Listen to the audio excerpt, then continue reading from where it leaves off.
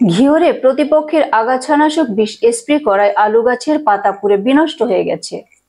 ভ্রাম্যমাণ প্রতিনিধি আল মামুনের তথ্যচিত্রে বিস্তারিত।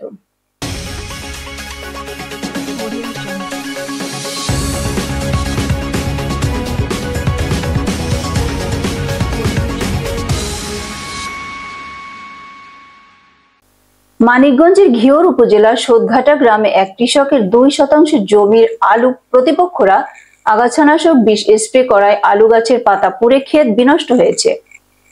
এতে ওই কৃষক পরিবারের সর্বশান্ত হয়ে পড়েছেন। অভিযোগে প্রকাশ, ঘিওর উপজেলার সোদঘাটা গ্রামের মোহাম্মদ আজাদ মিয়া নিজের সামান্য জমি আবাদ করে পরিবার চালান। একই গ্রামের মৃত পান্নু মিয়ার ছেলে মোহাম্মদ খোরশেদ আলম খুশি আজাদের ভোগ দখলীয় আলু খেতে বিষাক্ত আগাছানাশক স্প্রে করে সমূলে বিনষ্ট করে দিয়েছে। এ সময় উপসহকারী কৃষি কর্মকর্তা, ইউপি চেয়ারম্যান ও ক্ষতিগ্রস্ত কৃষক বলেন, এই যে ক্ষেতটা কিভাবে নষ্ট হলো? ওই যে পাশের খোরশেদ আলম খেতে ওষুধ দিয়ে আমার ক্ষেত মাইরা ফেলাইছে। আমি গরিব মানুষ, বিষ দিয়ে মাইরা লাইছে। ঋণ পাতি করে আমি ক্ষেতটা করছি। আমি এদের বিচারছি, আমার ওষুধ দিছে, বিষ দিছে আমার ক্ষেত নেওয়ার জন্য। কেরা করলো এটা খুশি করছে। আমি এটার বিচার চাই আপনার কাছে। আমার এই পাশের ক্ষেত রাখার পাশের ক্ষেতটা খুশির। উনি কবে দিছে বিষ? উনি বিষ দিছে তাই 10-12 দিন হয়ে যায়। আমার শত্রুতা করে এগিনা করছে। কি নাম আপনার? ইউসুফ। বাড়ি কোথায় আপনার?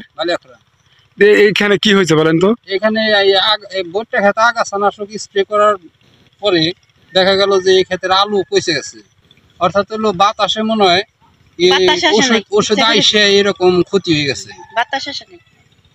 মোহাম্মদ শৈলানা, উপসহকারী কৃষি কর্মকর্তা, ব্লক বাস্টিয়া।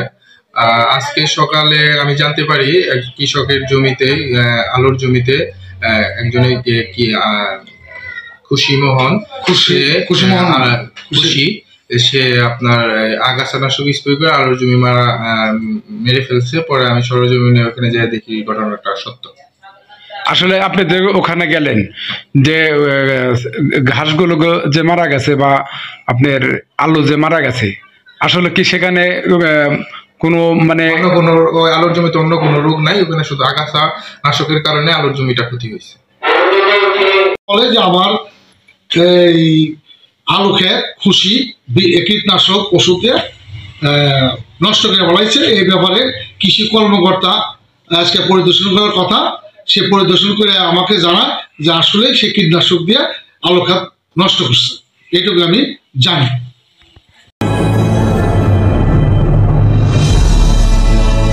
আপনারা দেখছেন অগ্রযাত্রা টেলিভিশন।